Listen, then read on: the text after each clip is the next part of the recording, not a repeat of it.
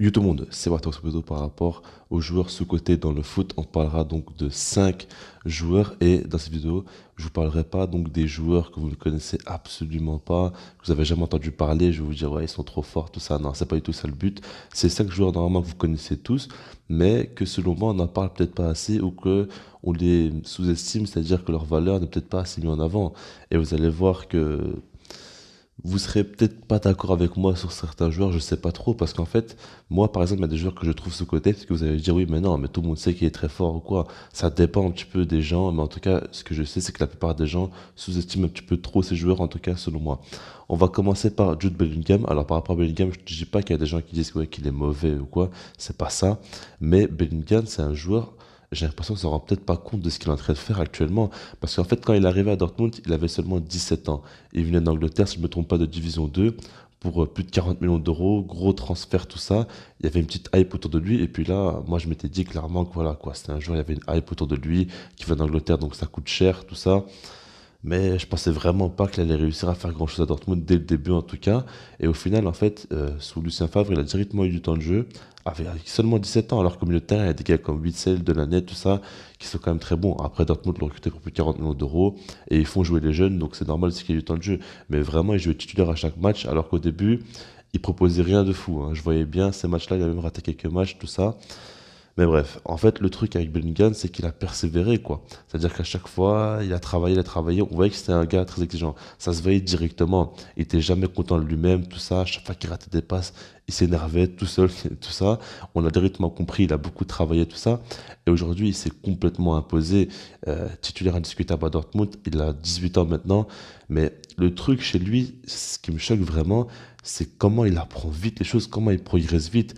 À chaque fois que je regarde un match de lui, j'ai l'impression qu'il est devenu encore un peu plus fort. Il fait que de progresser et ça se voit vraiment que c'est un bosseur, ce gars-là. Mais il est arrivé à un stade aujourd'hui où vraiment, c'est un excellent milieu de terrain qui est très très complet. Et vraiment, ce qui fait sa force pour moi, c'est son intelligence. C'est-à-dire qu'il comprend très vite les choses. Même par rapport à son placement, par rapport à ses appels, il sait très bien où appuyer sur les faiblesses de l'équipe adverse. Ça, on l'a vu, hein, clairement dans plusieurs matchs. Et puis même, par exemple, en Ligue des Champions, il arrive à marquer des buts face à Manchester City, tout ça. Enfin voilà quoi, il arrive à être décisif, même face à Galatasaray. Si je me trompe pas, c'est Galatasaray, en tout cas c'est un club turc. Il avait marqué à l'extérieur chez eux, dans une ambiance très chaude, tout ça. Enfin, et puis là, il leur fait un chute. Ce gars-là, il a un petit truc en plus, il ressent pas la pression. Déjà, ça, c'est une très bonne chose. Mais en plus de ça, il apprend vite les choses, il progresse constamment. Et il a un niveau actuellement, c'est logique qu'il soit titulaire indiscutable dans cette équipe-là. Parce que vraiment, il apporte énormément au milieu de terrain, que ce soit dans ses courses, dans ses récupérations. En fait, il apporte autant dans l'aspect défensif que dans l'aspect offensif. C'est ça qui est dingue. Donc voilà, pour moi, en tout cas, Bellingham, c'est un excellent joueur. Ensuite, on va passer à Bernardo Silva, et pour moi, c'est le meilleur joueur qu'on va parler dans cette vidéo-là. Et c'est peut-être le joueur qu'on pourrait peut-être pas dire sous-côté, j'exagère peut-être un petit peu, mais moi j'en parle parce que selon moi, Bernardo Silva, c'est vraiment un excellent joueur de foot. Et malheureusement, aujourd'hui, quand on parle des meilleurs joueurs du monde ou quoi, jamais on va entendre parler de Bernardo Silva. Alors que par exemple, à Neymar, on va toujours entendre parler, alors qu'aujourd'hui, pour moi, Neymar est très très loin du niveau de Bernardo Silva. Quand je dis aujourd'hui, c'est vraiment là, cette saison, même la saison passée, en soit en vérité. Bon. Par rapport à Bernardo Silva, ce qu'il faut savoir, c'est que même, par exemple, Guardiola, elle a dit que selon lui, cette saison, le meilleur joueur de Première Ligue, c'est Bernardo Silva.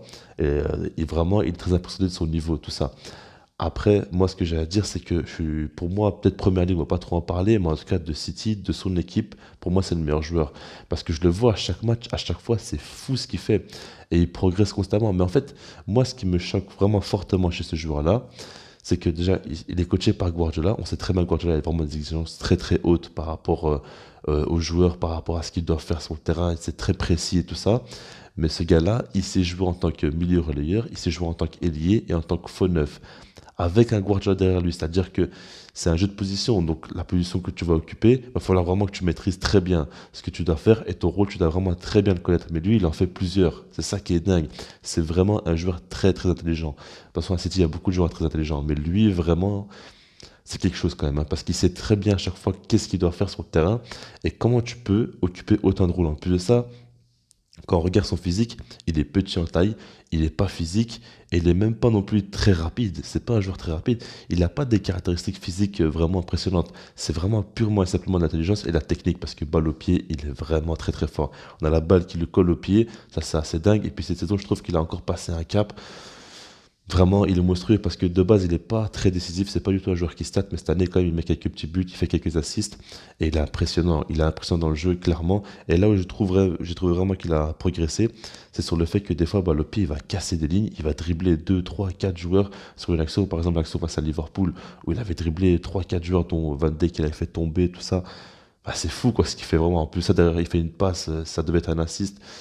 Mais Grealish se loupe, mais vraiment ce joueur-là, Bernardo Silva, il m'impressionne. Un joueur vraiment que j'aime regarder jouer. Bah, ça, c'est clairement du football pur et dur. Ensuite, on va passer maintenant à Renato Sanchez. Et là, je sais très bien que sur la chaîne, par exemple, quand il y avait des rumeurs qu'il envoyait au Barça, moi j'étais totalement pour et il y en a beaucoup qui voulaient pas tout ça. Alors en fait, le truc qui bloque, c'est que il a eu un passage au Bayern où il s'est loupé, mais j'en avais déjà parlé, c'est un petit peu logique. Il avait seulement 18 ans, il avait fait un euro fou. Et directement après, il est parti au Bayern alors qu'il n'était pas encore prêt, c'était trop tôt. Mais le truc, c'est que ce joueur-là, à chaque fois que j'ai regardé ses matchs, j'ai regardé des matchs de lui donc au Bayern, donc c'était peut-être pas terrible, mais j'avais regardé à l'Euro, j'avais regardé aussi quand il a joué donc maintenant pour Lille, j'ai regardé aussi à l'Euro 2021 encore une fois, mais tout le temps j'ai vu que ce gars-là, il a un truc en plus, ça se voit franchement. C'est pas un joueur très technique, c'est pas vraiment un joueur qui va forcément casser des lignes ou quoi, qui a une qualité de passe folle, une vision de jeu incroyable ou quoi. Mais le truc chez lui, c'est déjà par rapport à son physique, il est assez impressionnant, pas dans le sens grand, musclé ou quoi, mais dans le sens où il va faire des allers-retours, mais il a une endurance complètement folle. Il n'arrête pas de courir sur un terrain. Ça, c'est complètement dingue. Il apporte beaucoup. En plus de ça, c'est un joueur qui peut récupérer des balles défensivement. Franchement, il est assez correct. Mais le truc, c'est que balle de pied, il ne la perd pas la balle aussi. En fait, c'est ça le truc. Quand je dis techniquement, il n'est pas très fort, je parle surtout par rapport à l'aspect des passes, tout ça. Mais il perd pas la balle. Donc ça veut dire que en gros, lui, tu peux lui faire la passe, tu sais qu'il va pas la perdre. Et puis, mis à part ça, sans ballon, il est très important pour l'équipe. Et c'est un milieu de terrain, par exemple, que le Barça n'a pas. Je prends un exemple comme ça, hein, mais le Barça n'a pas vraiment de milieu de terrain comme ça qui vont énormément courir, énormément ratisser ou quoi. Et lui, il peut très bien le faire, mais c'est un milieu de terrain complet parce qu'il a ça. Et en plus de ça, techniquement, balle au pied, il est très intéressant aussi. Et il a encore une marge de progression. C'est un joueur aussi qui a une grosse frappe. Donc franchement, il est ultra, ultra complet. Et c'est un joueur qui est pour moi très bon dans plusieurs domaines. Et honnêtement, Renato Sanchez, c'est un excellent milieu de terrain. Et j'ai hâte de voir donc la prochaine étape qu'il pourrait avoir dans sa carrière. Si jamais il quitte Lille, qu'est-ce qu'il pourrait donner? Mais en tout cas, c'est un excellent joueur. Maintenant, on va passer à Fikayo Tomori. Et par rapport à lui, je pense vraiment que c'est un joueur qu'on en parle très très peu. Moi, j'entends jamais parler de Tomori, à part des supporters de Milan. Franchement, qui en parle? Alors que c'est un joueur qui est assez impressionnant parce que déjà, je le suivais un petit peu quand il était à Chelsea. Et le problème là-bas, c'est qu'il n'avait pas de temps de jeu. Il y avait beaucoup de joueurs quand même qui étaient au-dessus de lui, de l'archi. Même si que sous Lampard, il jouait quand même un petit peu, mais bon, c'était pas non plus fou. Et des jeunes joueurs comme ça, ils ont besoin de beaucoup de temps de jeu, ça on le sait. Et il est arrivé à Milan, et honnêtement, j'aurais jamais cru qu'il aurait pu s'imposer là-bas ou quoi. Il y avait la charnière Romagnoli-Kier, et pour moi, ça n'allait pas bouger. C'était pas possible que ça bouge. Et il est arrivé, il s'est imposé directement. C'est dingue, parce que c'est un joueur déjà que, athlétiquement, pour moi, il est très impressionnant, parce qu'il va très très vite, et il est costaud aussi. Donc déjà, par rapport à ça, même en plus, ça, il est grand. Donc on l'a grand, costaud, rapide, vraiment très rapide. C'est intéressant pour un défenseur. Déjà, c'est des caractéristiques qu'on aime avoir pour un défenseur. Mais en plus de ça, pour moi, sa grande force, c'est vraiment les 1 contre 1. En 1 contre 1, il est très difficilement prenable. J'ai rarement vu des joueurs vraiment le dribbler, l'éliminer ou quoi. Quand il y a un 1 contre 1, il est difficilement prenable. Et par rapport au bloc aussi, il fait pas mal de blocs très intéressants. Et là-dessus, il est bon. Il sait vraiment se jeter au bon moment. C'est-à-dire au dernier moment, il ne va pas se jeter pour se jeter. Quand il se jette, c'est vraiment qu'il sait qu'il peut bloquer la balle ou quoi. Et vraiment, Tomori, pour moi, je trouve très intéressant, très solide. En plus de ça, il a un gros caractère aussi, hein. C'est un joueur, ça se voit aussi qu'il est très exigeant avec lui-même, qui veut toujours plus, tout ça. Mais son caractère aide beaucoup parce qu'à Milan, pour s'imposer, il faut du caractère en défense. Ça, c'est quand même primordial. Mais voilà, maintenant, on va terminer la vidéo avec Rodrigo de Paul, le milieu de terrain actuel de l'Atlético Madrid. Et c'est vraiment un joueur que j'aime beaucoup. Ce joueur-là, je l'avais déjà dit dans les vidéos précédentes, tout ça, mais je voulais qu'il aille au Barça. Finalement, il est parti à Atlético Madrid. J'étais vraiment dégoûté par rapport à ça, parce que c'est honnêtement un excellent joueur, que ce soit que l'Argentine, que ce soit avec Udinese en Serie A ou avec Atlético Madrid maintenant en Espagne. il a toujours été très très bon, il a toujours apporté beaucoup de belles choses. Et déjà chez lui, c'est vraiment, il a l'esprit combatif d'un joueur sud-américain, ça on le voit clairement dans les duels, il se donne à 2000%. À chaque fois, il n'a pas peur de mettre le pied, de tacler ou quoi.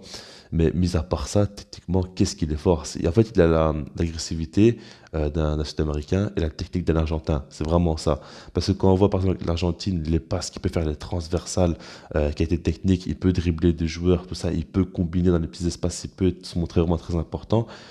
Il est vraiment très complet. C'est-à-dire qu'il a l'agressivité, il a l'aspect défensif où il est très rugueux, très solide, il peut récupérer pas mal de ballons, il a un volume de jeu très très conséquent, et en plus ça, tactiquement, il peut faire la différence, et il peut aussi marquer des buts parce qu'il a une belle frappe de balle aussi, et il arrive quelquefois à marquer des buts, donc vraiment c'est un milieu de terrain encore une fois très complet, il y a pas mal de milieux de terrain quand même dans la liste, mais moi j'aime beaucoup les milieux de terrain. Franchement, je sais pas pourquoi, mais je suis un petit peu fasciné par les milieux de terrain, et j'aime beaucoup les milieux de terrain qui arrivent à être complets, c'est-à-dire qu'ils peuvent beaucoup apporter défensivement comme offensivement. Et là, j'en ai choisi vraiment que des comme ça, parce que moi j'aime beaucoup, mais en tout cas, Rodrigo de Paul, on en parle très rarement, voire quasiment pas, alors que pour moi, c'est un excellent milieu de terrain et il pourrait s'imposer dans beaucoup de très gros clubs. Donc voilà, tu me commentaire si vous êtes d'accord avec moi ou non par rapport à ces joueurs-là, est-ce que vous les trouvez aussi ce côté ou pas tant que ça. Et puis sinon, moi je vous dis peace.